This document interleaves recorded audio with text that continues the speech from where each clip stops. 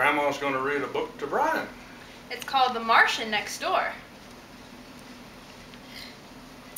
Hi, Ryan. I'm very happy to read you another book so that we can read them together. And this is called The Martians Next Door. What's you with it? Hey. Huh? Zach is the little boy's name, and he was a curious 4-year-old boy with a great imagination. He lived on a quiet street where there were no other children his age. Then one day a new family moved in next door. Zach saw a mother and a father and a little girl about his size. Zach heard one of the movers call the family the Martians. He wondered what else he could find out.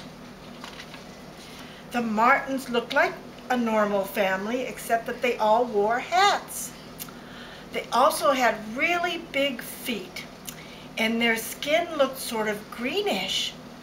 Zach had never seen anyone with green skin before, except once at the end of a roller coaster ride. Zach ran inside.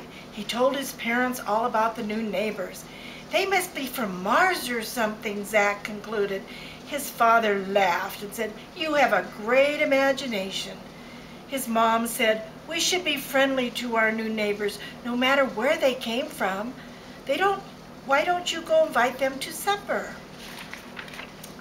Zach went next door. Mrs. Martin opened the door. Even though she was inside, Mrs. Martin was still wearing her hat. Behind her, Zach saw Mr. Martin and the little girl grab their hats.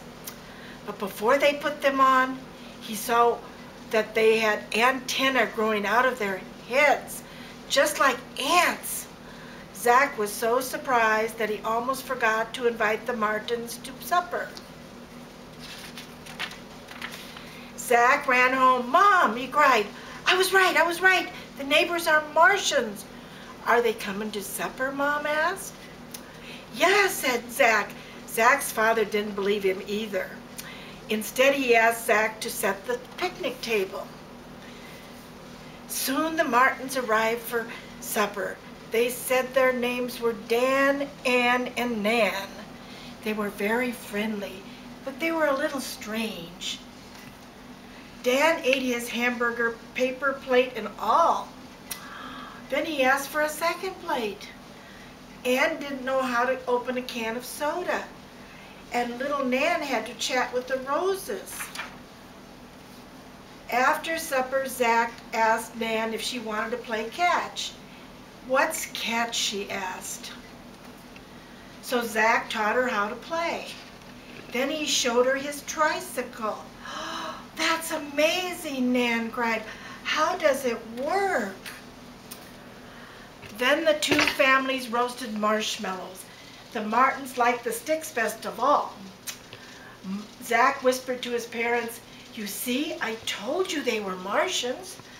But his mom just said, "You mustn't criticize people for being different." "But they're Martians," Zach cried. Then he felt someone tug at his sleeve. "Shh," Nan whispered. "You're right," she said, "but you mustn't tell anyone or we'll have to go home." Nan explained that her parents were scientists. They had come to Earth to learn about people. "We mean you no harm," Nan said. "In fact, we think people are great. I hope you can teach me all kinds of Earth games." Zach laughed. "I guess it's a good thing my parents didn't believe me."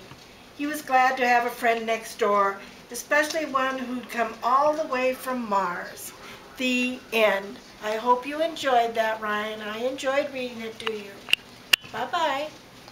And why don't you give Uncle Rob the book, and we're going to put it in our library to read again someday.